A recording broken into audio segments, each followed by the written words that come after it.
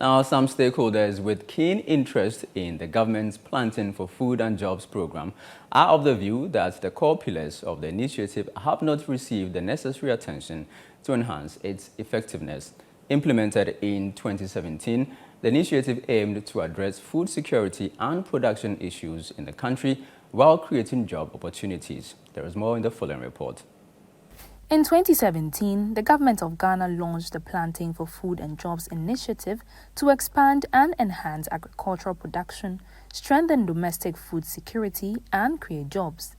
The initiative also aimed to address several challenges hindering smallholder productivity, such as inadequate use of certified seeds, insufficient nutrient fertilizer application, lack of extension services for farmers, poor linkages between producers and markets, and limited use of information and communication technology. The PFJ had plans to also focus on the output market, making sure that there's effective connection with value chain actors that can take up the produce that farmers are producing at the correct prices and making this produce available.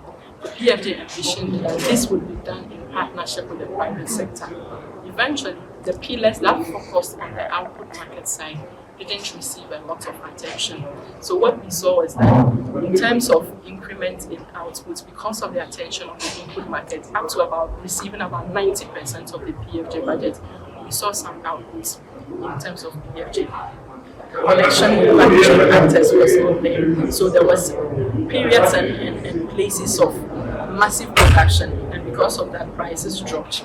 Had there been effective linkages, then the market would not drop because there will be incubation or the warehouse opportunities to connect these areas. Speaking at the Third World Network Africa Dissemination Workshop in Accra, independent researcher Dr. Faustina Obeng noted that the pillars of the program had not received the necessary attention for improvement.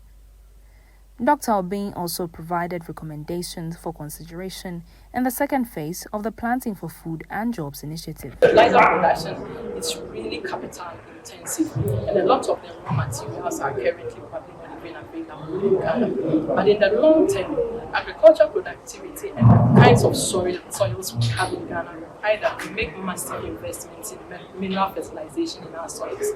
And if we are going to make that investment in a more cost-effective way, then we cannot rely on fertilizer imports consistently.